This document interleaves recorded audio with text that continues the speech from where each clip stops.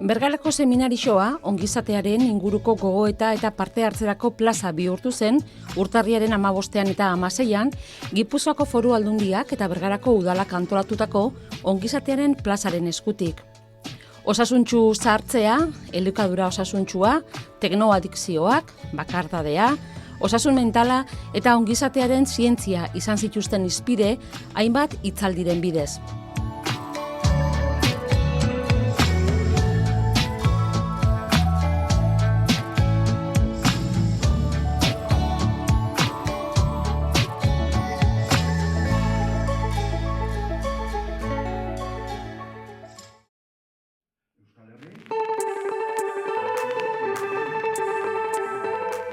Jakoba Errekondo, agroekologian adituak ere solasaldia egin zuen, lurrak duen garrantziaz egin zuen berba, lurra zaintzearen kulturaz jardun zuen. Geran guztia edo daukagun guztia, pentsazetoki ikusgarri batian gauden, ze azpiegitura dauzkagun, ze erropa dauzkagun, ze dena, eta bukatu eta ze jaten dugun, dena lurretik dator, dena. Orduan, nahi eta ez lurra zaindu beharra dakau. Oso garrantzitsua da hori. Eta hori erentzin utzi nahi bali madegu, gure ondorengoentzako, nahi eta nahi ez hori landu behar dugu. Munduan bizigean 8.000 milioi lagunentzako edo personentzako, lurraren 1% baino gutxiago erabiltzen nahi gea. Planetaren 1%. Baino lurrak eskatzen du zaintzia landuz. Hau da, lantzen ez dan lurra, gure helburutan ez dagoen lurra, ez dago zainduta. Eta horrek kaltiak ekarriko dizkigu.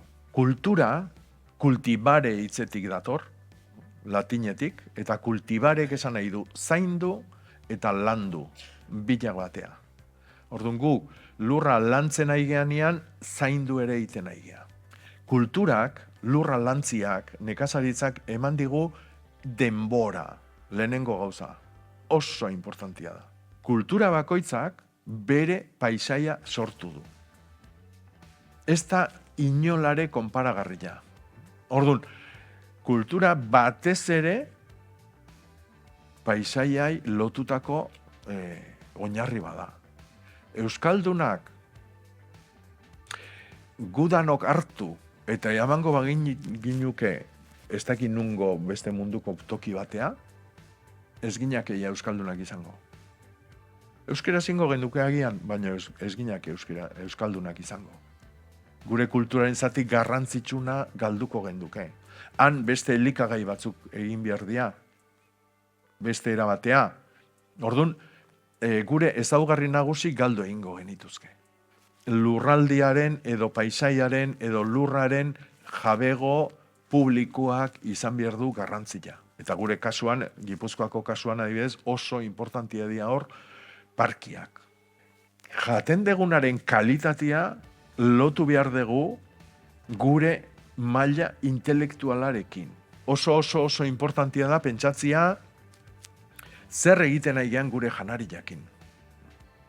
Hor, momentu hontan daukagun girua da, oso txarra ez da. Oso txarra, zetik nekazaritza ez da zaintzen, behar da bezala, nekazaritza industriala batez ere sustatzen da.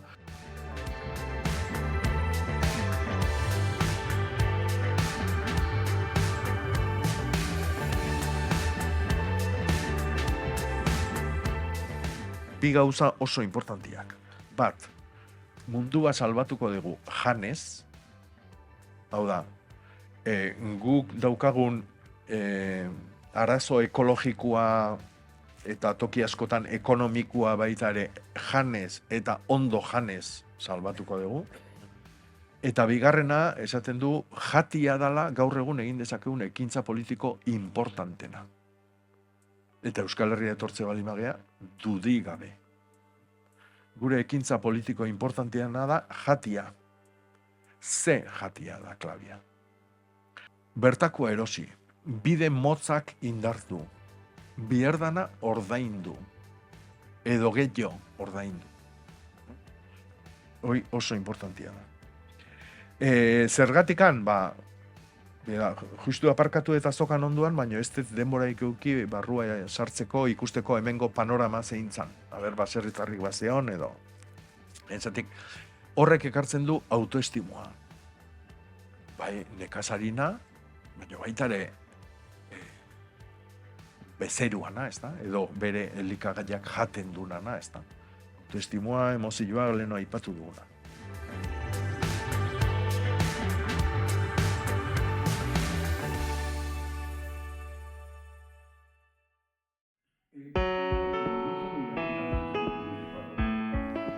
Gurutz Elinazasoro neurologoak ongizatearen zientziaz egin zuen berba. Ongizate emozionala lortzerako bidian, kontuan hartu beharreko hainbat faktore aipatu zituen. Este informe de Cáritas de la Fundación Foessa, en el que participaron... Foessa Fundazioko Caritasen txostenean 140 ikertzaileek hartu zuten parte 12.500 etxetan egindako inkestekin eta ondorio askotara iritsi ziren. Nik bizpahiru nabarmendu ditut. Lehenengoa da gizartea gero eta polarizatuago eta urduriago dagoela. Esa palabra de desasosiego, dicen que hay aproximadamente más de 4 millones. Esan dute 4 milioi pertsonak baino gehiagok pairatzen dutela gizarte bazterketa larria. 2010ean izandako azken krisi larria baino 152 gehiagok. Eta egoera horren galtzaile nagusiak gazteak dira. 2,5 milioi gazte pobrezian eta gizarte bazterkeria egoeran bizi dira. Millones de jóvenes que viven en una situación de pobreza y exclusión social. Horregatik, testu inguru horretan une egokia da gelditzeko eta gizarte ongizateaz hitz egiteko. Daukaguna baloratzeko eta Eduardo Mendozak Asturiasko printzesa saria eman ziotenean esan zuena lortzen ahalegintzeko. Ongizatearen hornitzaile izatea. El bienestar se ha estudiado. Ongizatea zientziaren ikuspegitik aztertu da, eta hori definitu da lehenik. Zer da ongizatea? Ongizatea handiko egoera bat da pertsonak sentitzen duenean bere bizitzak zentzua duela. Egiten duzuna, pentsatzen duzuna eta sentitzen duzuna lerrokatu egiten dira. Dena lerrokatuta doa, bizitza ona da, merezidu, baliotsua da eta gora berei eusten die. Hori litzake gizarte ongizatearen definizio zehatzena. Oinarrizko ezaugarri batzuk ditu. Ez dela lortzen edo konkistatzen den zerbait, eta ez dela berez helburu bat, ez da helmuga ere, bidea baizik. Estos 5 factores que son los que condicionan, no voy a decir determinan, porque no determinan, pero sí que condicionan el bienestar. Hori baldintzatzen duten 5 faktoreak honako hauek dira. Dedikazioa lana edo bete beharra, interakzio soziala eta harreman sozialak, fenomeno ekonomikoa, ez hainbeste diru asko edo gutxi izatea, baizik eta etorkizunari lasaitasunez begiratu ahal izatea, ongizate fisikoa eta forma fisiko honean egotea, eta alderdi komunitarioa. Hau da, jarduera kolektiboetan parte hartzea edo lasaitasuna dagoen eremu batean bizitzea. Gauza horiek guztiak aztertzen dira, eta ikerketa mota horiekin guztiekin ateratzen den ondorioa da lehenengo biak direla garrantzitsuenak, lana eta gizarte harremanak. Y la conclusión a la que se llega de todos estos estudios es que los 2 primeros son los más importantes. El trabajo y la parte de interacción social. La principal conclusión es... Ondorio nagusia da ongizateari lotutako faktore nagusia pertsonen arteko harremanak direla. Sozialki forma honean egotea. Hori da garrantzitsuena. Es lo más importante.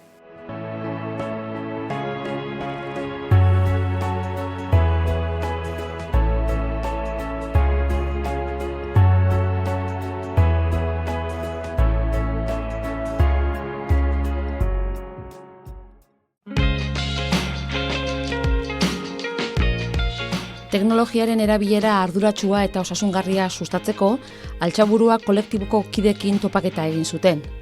Saio honetan mugikorren eta teknologia digitalen erabilerak, bereziki gazteen egunerokoan eta ongizate emozional, sozialean zein fisikoan duen eragina landu zuten.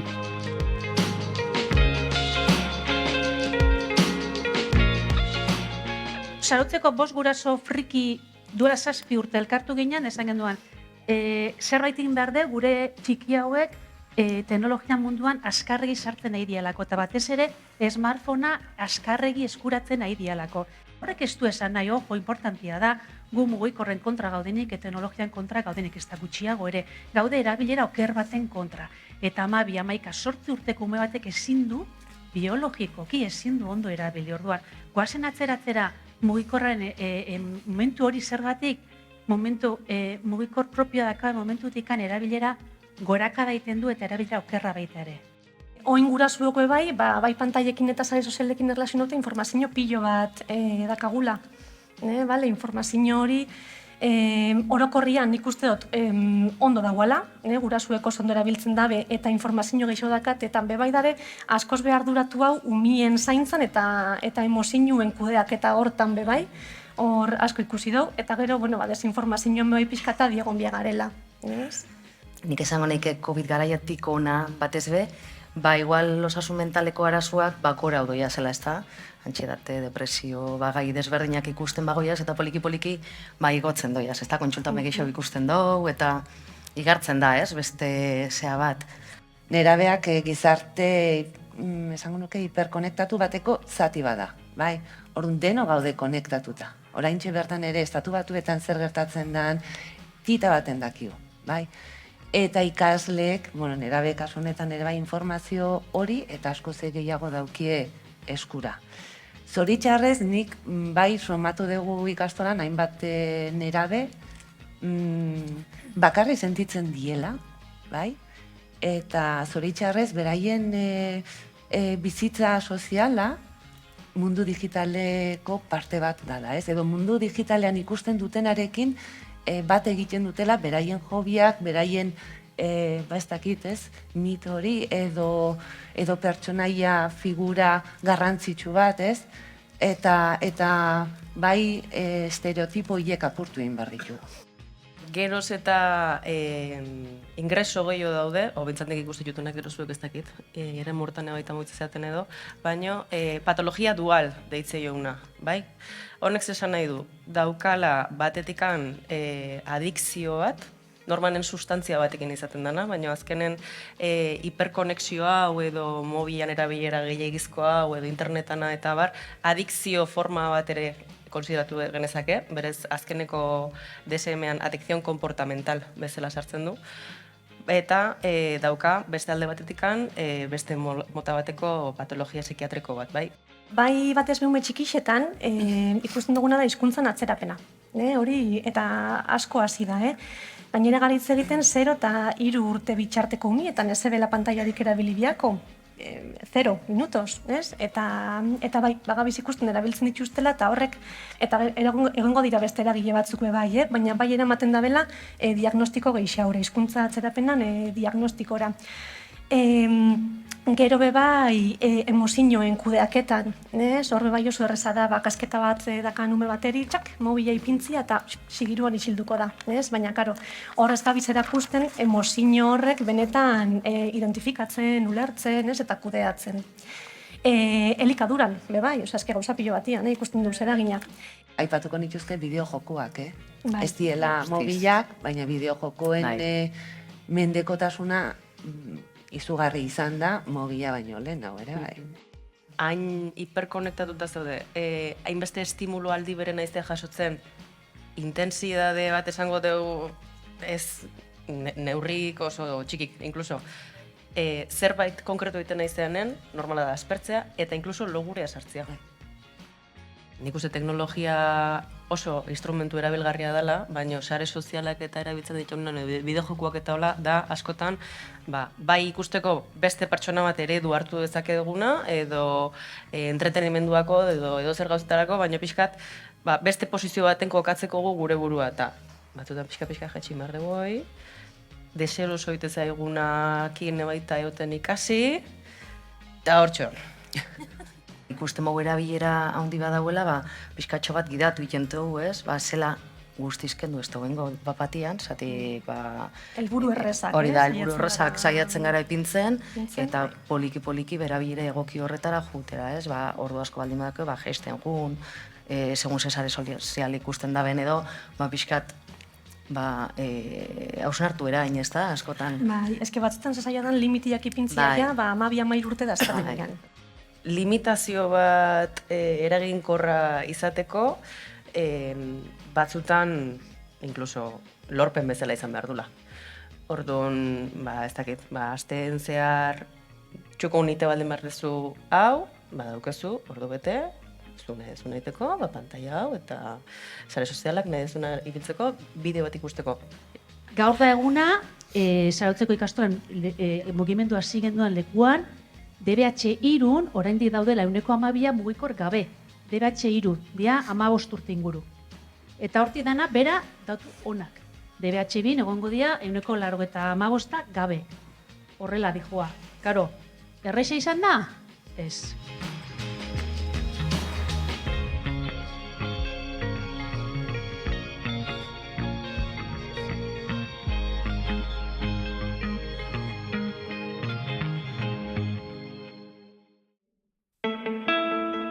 Adin berriren eskutik, Debagoiena ehunduz egitasmoa aurkeztu zuten. Zainketako eta gizarte politiketako diputatu Maite Peñak eta adinberriko ariak estrategiaren zuzendari Raquel San Sebastianek parte hartu zuten Debagoiena proiektuko eragileekin batera. Adineko gehiago dituen gizarte batian bizi gara eta hoietako askok, nahi ez duten bakardadea sentitzen dute egunerokoan eta aipatzen dut nahi ez duten bakardadea, beraz bakardadea batzutan behar dugu, baina ez gara hortaz hitz egiten ari, baizik eta nahi ez dugun bakardadeari buruz hitz egiten ari gea. Testuinguru honetan sortu zen ariak estrategia, Gipuzkoako Foru Aldundiak bultzatuta eta Adinberri Fundazioarekin bidez garatua, Estrategia honen helburua oso argia da, loturak ehuntzea, pertsonen, auzoaren garrantzia, eragileen eta administrazioen arteko ariak sortzea, Besteak beste nahi ez den bakardadari modu integral eta partekatuan erantzuteko.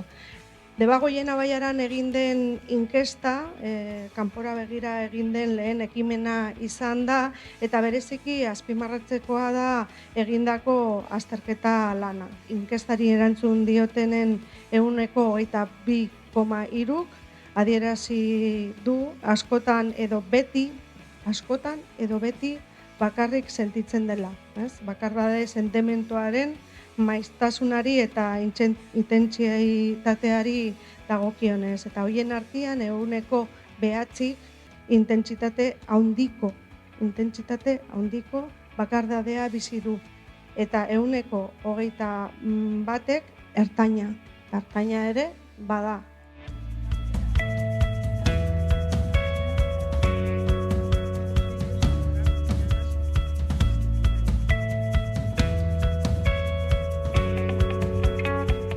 Lehenik esan barra daukaguna da, ariak estrategia datorrela hausnarketa kolektibo sakon batetik. Ariak estrategiaren baitan kokatzen da, Maiteko ondo esan duen bezala, ondoren ezagutuko dezuen Debagoiena ehunduz proiektua. Eta esan behar da, bakardadearen auzi hau, erronka benetan konplexua dela, fenomeno bat da ez bakarrik gure lurraldetan, baizik eta mendebaldeko eta lurralde garatuenetan. Ikusten da, oraindik kostatzen dela gai honetaz hitz egitea, estigmatizatua dagoela, eta konbersazio publiko bat izateak horrek ere lagundu behar digu pixkanaka gai hau jorratzen eta ahalik eta aurre egiten, modu hoberenean.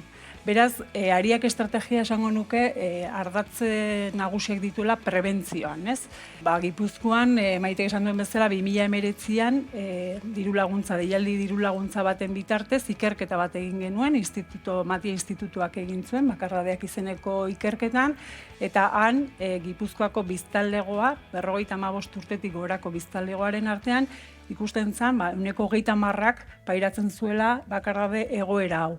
Baina 5% bakarrik aitortzen zuela. Beraz, lehen esan dugun estigmatizazio hori, noski ikusten da, oraindik ematen dela, Horrek, eraman gintuen esan dugun bezala estrategia hau burutzea. Datuekin jarraituz, esan baita ere, Europa mailan, herrialde, 25 herrialdetan, adinekoen artean, 20 eta 34 artean, sufritzen dutela baita ere bakardadea. Beraz, gu ere hortxe gaudela. Ez, 30% esan dugu, Europa mailan ere bat arteko datu horiek dauzkate, eta Euskadi mailan hartzen badugu biztanle gozoa 14,4 ateratzen da, bakardade egoera hori sufritzen duen jendeak, baina horietatik 83,4ak esaten dute 2 urte baino gehiagoz daramatela sufritzen.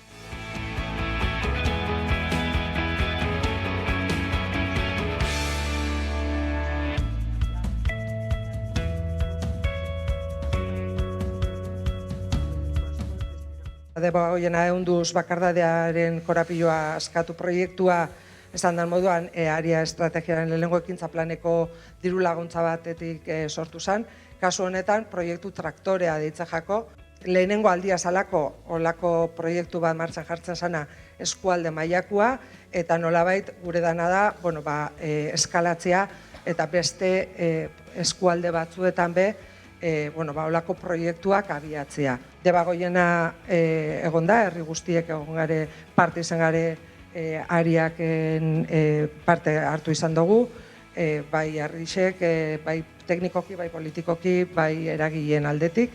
Eta, esan den moduan, ariaken helburu nagusienetakoa, pertsonen arteko loturak eta harremanak sendotzea da. Helburu orokorra, landa eremu desberdina dituen eskualde batean ezartzeko ekosistema bat eraikitzea da. Inguruneko eragileak dinamizatu eta koordinatzeko eta bakardadea jorratzeko.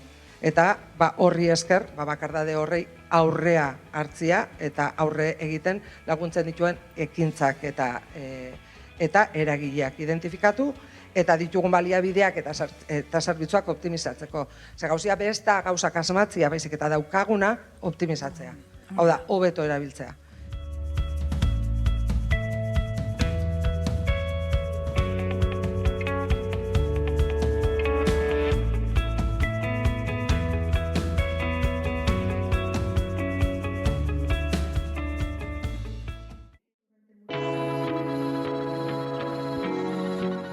Why Not Fundazioak zuzeneko podcasta egin zuen. Osasun mentala duten pertsonei laguntzen die Why Not Fundazioak. Osasun mentalaren inguruan solasaldia egin zuten beste elkarte batzuk gonbidatuta. Osasun mentalaren arloan egiten dugu, eta podcast hau dugu osasun mentaleko arazoak dituzten pertsonek egiten dutena.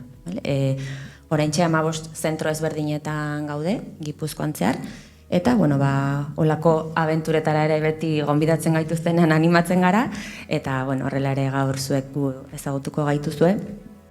Lo que buscamos es como Maitek zioen bezala tabuak apurtzea da bilatzen duguna. Osasun mentaleko arazo bat ondo sentitzen ez bagara edo zeini gerta dakioke bizitzan zehar, behin, bitan edo hainbatetan. Horrek pertsona guztiei eragiten die eta kontzientziazio hori landu behar dugu. Trabajar también esa conciencia. Yo en mi caso hago deporte y me interesa mucho la poesía, por ejemplo, y es un modo de poder gestionar. Nik nire kasuan kirola egiten dut. Poesia asko interesatzen zait eta konplexuak diren emozioak kudeatzeko modu bat da. Nik osasun mentaleko patologia bat daukat eta beste pertsona batzuek baino gehiago behar ditut baliabide horiek. Horregatik, astean 5 egunetan ariketak egin behar izaten ditut eta emozioak ateraraziko dizkidan zerbait bilatu. Intelectualmente algo que me haga sacar mis emociones. Y yo más o menos con eso yo creo que ya voy estabilizando mi salud mental.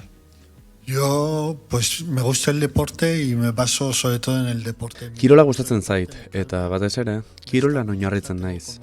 Kirola ikusteak lasaitu egiten nau, egonkortu.